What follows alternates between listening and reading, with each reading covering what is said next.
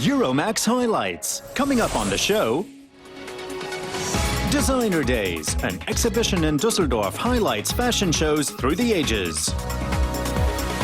Comic Capers, German cartoonist Flix and his tales of a divided nation. Take Twice, photographer Olaf Unverzart is a master of the double exposure technique. Euromaxx highlights, and here's your host, Karen Helmstedt. Greetings from Berlin and welcome to our highlights of the week, one of which was the dynamite French singer Patricia Cass. With her glamorous mix of pop, jazz and chanson-style music, she's been taking her public by storm for over 20 years now, and she's sold over 16 million records worldwide. Well, her current tour is called Cabaret, and with a hark back to strong women of the 1920s and 30s, she was the star attraction at the annual Turn und Taxis Castle Festival in Regensburg.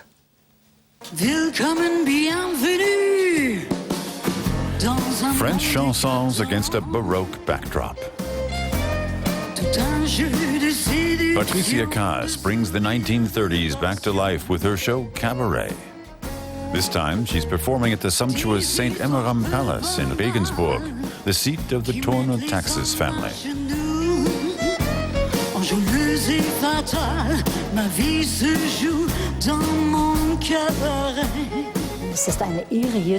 It's an honor to be here, and I believe that the concert fits in very well here, even though it's called Cabaret. It's very classical and quite well attuned and so forth. Cass's songs are about life and love. The 42-year-old sings them all in the husky voice that's become her trademark. Patricia Cass is one of the most successful French singers in the world, having sold over 16 million records in 47 different countries. But she doesn't act like a diva. For her, it's all about the music. It's my passion, and I need it. It's part of my life, and I'd be very sad if it weren't there anymore. Patricia Cass grew up in a small town on the French-German border. When she was 8 years old, her German mother took her along to a singing competition. When she was 13, Cass performed alone on stage for the first time.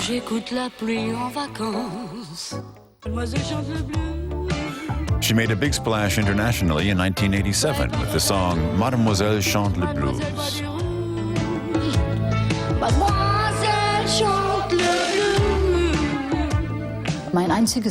I was 20 at the time, and my only goal then was that my mother witnessed this success. That was my only goal. Her concert at the Turn und Taxis Castle Festival was sold out. Das Glück kennt nur Minuten, der Rest ist Warteraum.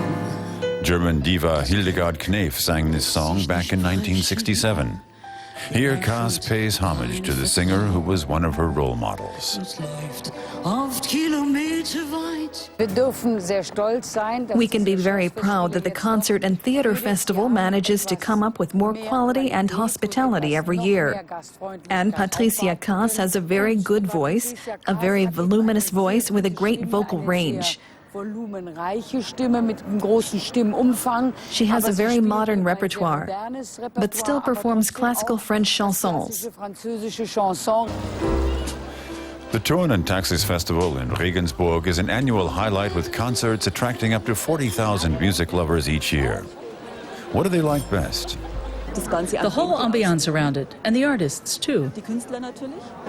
We've been looking forward to her the whole time. Her music's between chanson and pop, and she just exudes joie de vivre. And no Patricia Cass concert would be complete without some of her hits from the 1990s.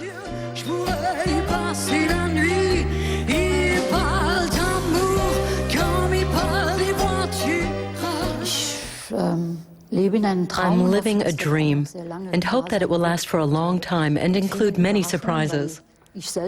3 years ago, or even 1 year ago, I didn't know I'd be doing a show like this. And what a show it was. Patricia Kaas's Cabaret, the highlight of this year's Torn and Taxis Festival at Regensburg Castle.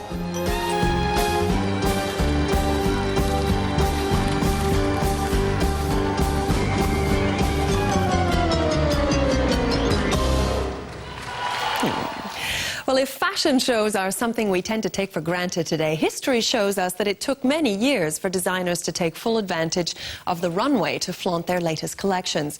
Well, to this end, a brand new multimedia exhibition in Düsseldorf called Catwalks recaptures some of the most amazing shows from top designers like John Galliano or Alexander McQueen. And our reporter Maria Grunwald tried it on for size.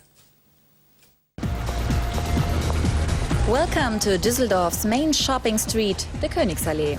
This is where you will find all the designer stores and the people who shop there.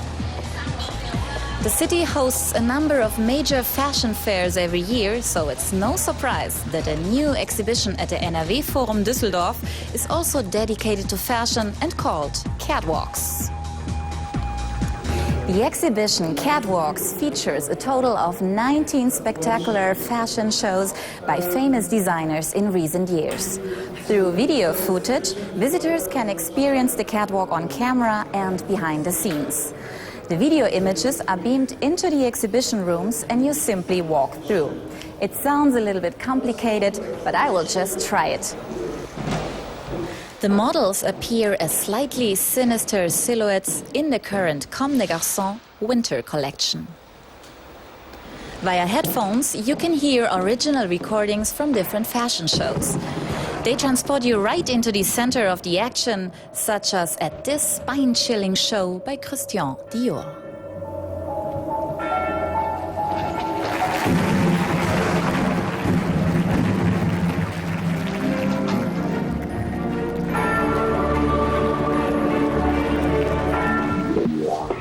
British designer Alexander McQueen is famous for his avant-garde shows. In spring 1999, he sent a model in virginal white down the catwalk, who was then sprayed with paint by a pair of menacing robots.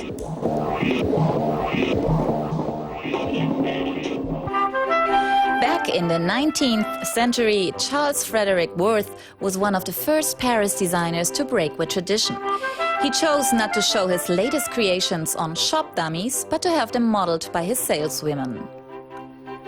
But it's Lady Dove Gordon who really invented the modern fashion show, because she was the first to select models and teach them how to walk to music in a ladylike manner. This is how they did it until well into the 50s, treading delicately down the famous staircase at Christian Dior in Paris. In the late 1960s and 70s, the show started loosening up a bit, a lot in fact. Today's fashion shows are full-on extravaganzas, like John Galliano's presentation of his latest collection, complete with a blizzard. I've met up with the exhibition's creative director, Alexandre de Betac. Very nice meeting you as well. So what makes a good fashion show these days? Is it the models, the setting? Today it's an ensemble of many things, unlike in the past when it was just the collection. It's of course a great collection, but it's also a big setting, a good casting, a good attitude. In certain cases like this, special effects, amazing sounds and amazing surprises, and all together a ton of elements that creates what we call a show. How expensive on average is a show like, for example, from a label like Galliano? That I won't tell you. But on average, a show ranges really widely from, say, 100,000 to many millions. I think I've done shows from 100,000 euros to $10 million. And there is no average. The average for normal shows is a few hundred thousands, so it's quite costly. Wow. I would like to try modeling myself. Could you give me some professional tips? She'll try, be my guest. Let's go. I put on one of my best frocks and give it a shot. Okay, I think you need to be more aggressive, more tough, more decided, and yet sexy. One more time, and I hope it's sexy enough. You're getting there. I'm not sure you need the hands on the hips at the end, but you're getting there. I might be getting there, but now it's time to go back to being myself. I enjoyed the exhibition because I felt like I really experienced the fashion shows. And you can also see here just how much work goes into a fashion show. I'm a little bit disappointed because there aren't any dresses on display here, and after all, fashion and fabrics are something you want to touch for yourself. And of course, I would have loved to have seen myself in an outfit by a top designer. Looked like lots of fun. Well, just 20 years ago, just a few blocks from this studio, stood the Berlin Wall. It was a lethal border consisting of concrete barriers over 3 meters high, barbed wire and a death strip with automatic firing devices. Well, on November the 9th of this year, Germany will celebrate the 20th anniversary of the fall of the wall, a monumental event in national and world history. But many younger people can't really imagine just how much has changed in those 2 decades. Well, for the past 2 years, Berlin comic artist Flix has been featuring the Berlin Wall and its legacy in his strips in a local daily paper, and they're now appearing in a book that makes history come to life.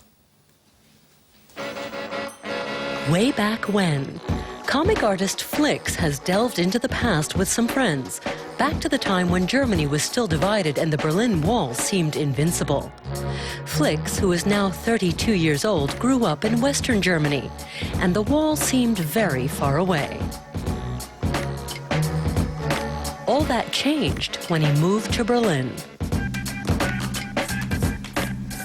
5 or 6 years ago, I moved to Berlin, near where the border used to be, so I couldn't help thinking about it. I found out it was part of my family history.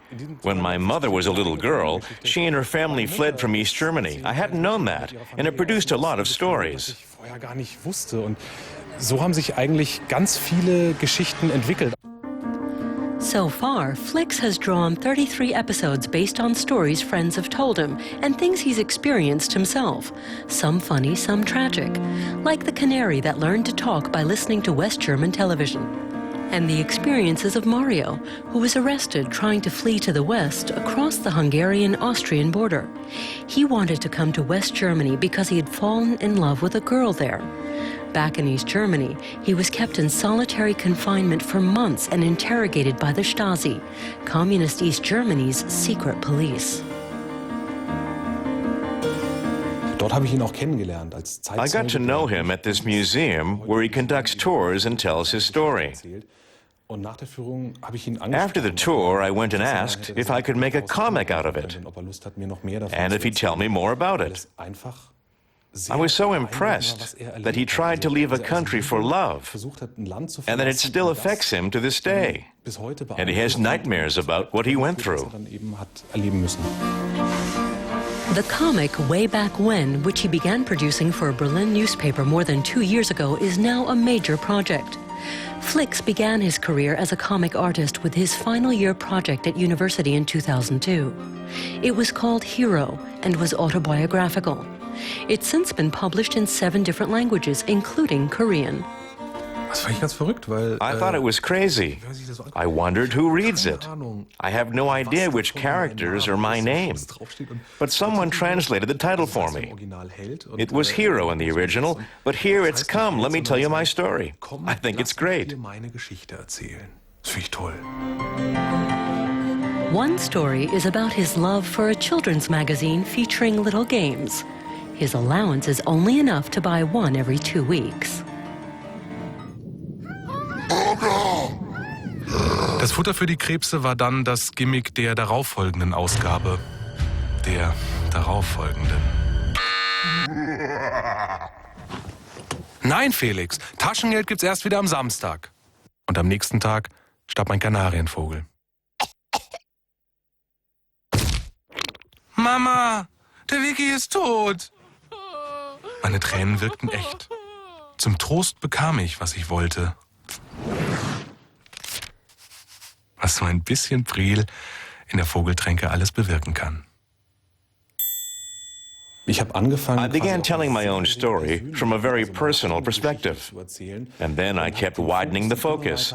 First myself, and then looking at what was happening in my immediate surroundings. And now I'm trying to see, what is this big word society? What happens in it? What do certain people think about certain themes?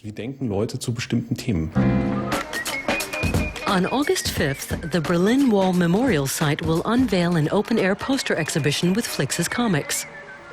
As different as the individual episodes are, they have an authenticity that makes history come to life. And that's what's important to Flix.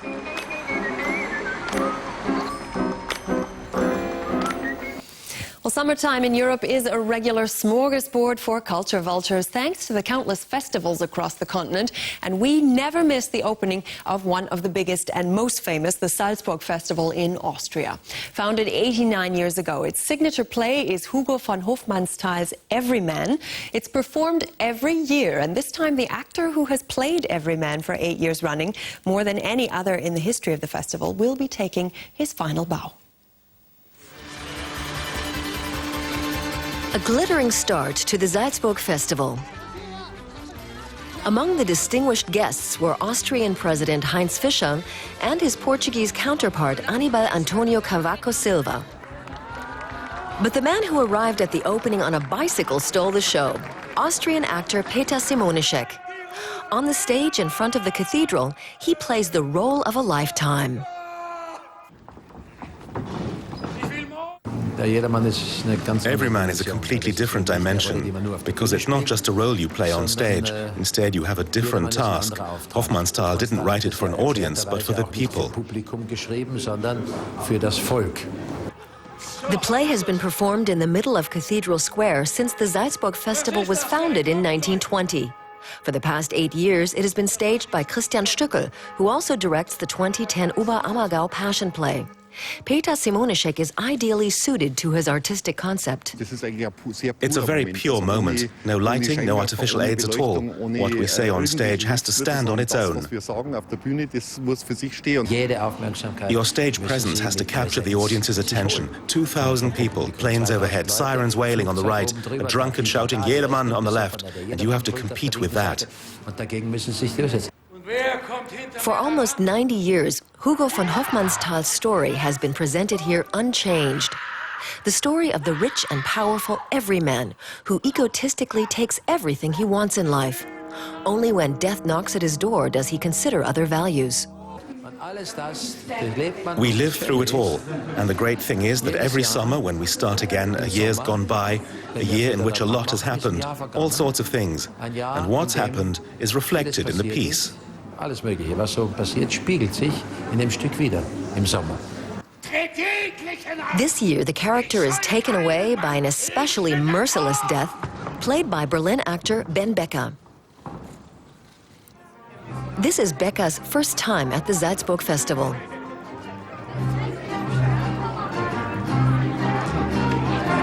It's a bit like Disney World, but it's fun, and it's an honor to be allowed to perform here.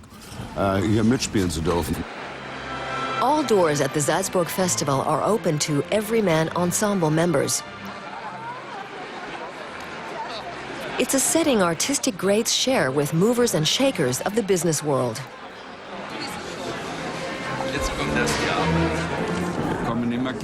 We always love to come here to relax. So did he see all the operas? No, one or two. The Salzburg Festival is an opportunity to see good productions. That's what interests me.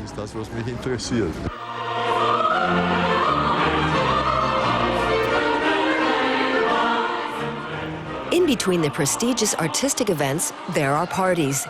The festival's special atmosphere fires the imagination of audience members and artists alike. The special thing is that there's a great luxury about the whole thing, the countryside. It's a mixture, and it's very impressive and special. You sense all the bubbling energy of all the artists and all these performances. There's another sort of concentration that arises. The arts are really omnipresent here. In the Rupertina Museum of Modern Art, German artist Margarita Broich is showing photographs of actors. She's followed Peter Simonischek as Everyman for 8 years. It's his last time. End of the performance. In a way, I am sorry. But I made a conscious decision. I am a little melancholic. I'm not bored or tired of it. I could easily continue. For the future, I would say, every man must not die.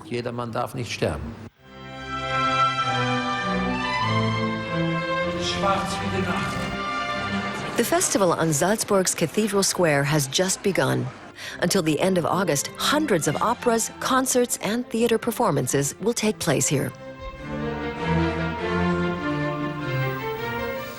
And finally, if professional cycling has earned itself a lot of negative publicity in recent years, thanks to countless doping scandals, races like the Tour de France still exert a massive fascination for sports fans all over the world, largely due to the sheer superhuman feat that climbing mountains on two wheels represents. Well, German photographer Olaf Unverzart loves that combination, and he captures it in a very personal way.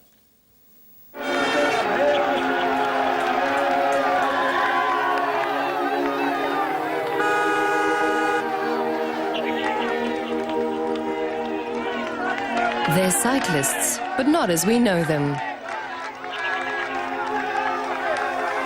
These unusual images were taken at top cycling races around Europe, the Giro d'Italia, the Tour of Flanders, and of course, the Tour de France.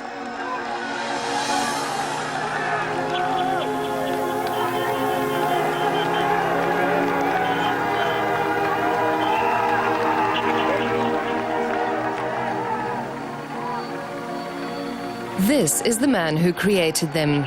Munich-based Olaf Unverzart is an acclaimed photographer and artist, and an avid cycling fan. For years, he's been attending professional races, capturing ghost-like images for his Spectres series. Here in Annecy in southeastern France, he's picked the spot for his next picture. He was here the day before with his assistant Jimmy Georgi to work out where to get the best shot. You can see this is a good position because you have this bland landscape in the background. A cyclist in a brightly colored jersey is easier to distinguish from the background, so he becomes the decisive point in my picture. I thought I'd do a series that shows the allure of cycling while also incorporating the landscape. It's not as simple as it sounds. Olaf Unverzart uses an expensive large-format camera for his pictures. So first, he takes test shots with a Polaroid. He takes 2 or even 3 shots where the cyclist is at the same place. But it's a large-format camera that really gives the photos the kind of aesthetic quality that is not possible with the regular camera. It becomes more of a picture when you see the image in the focusing screen. It's also a different way of working, in terms of slowing down everything that has to do with speed and dynamism. The large format camera was designed for taking pictures of architecture and landscapes. It wasn't really made to do this. Olaf Unverzart takes just 2 pictures and doesn't even have them developed. The thrill and anticipation are just as important as the event itself. And by now he knows when a picture is a winner. He's a veteran of the Tour de France. Unverzart started out with photos produced for galleries and photographic books.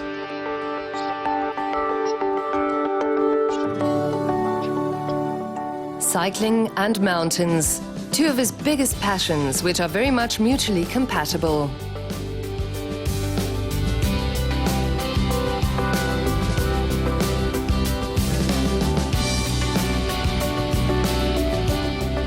During this 5-day stop in France, Olaf Unverzart repeatedly puts on his hiking boots and sets off on another mountain tour.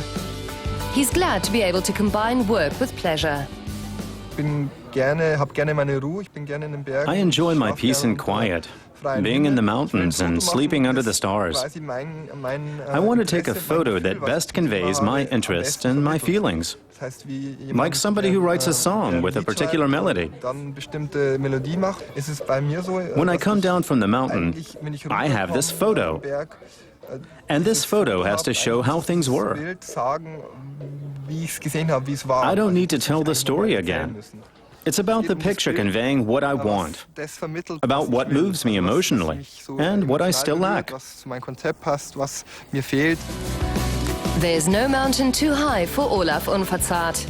And this time he's sure to return with fantastic images of his very own Tour de France. And don't forget, if you'd like to catch those reports again a second time, you can find our highlights now on YouTube. Just go to www.youtube.com/Deutsche Welle English. That's all one word.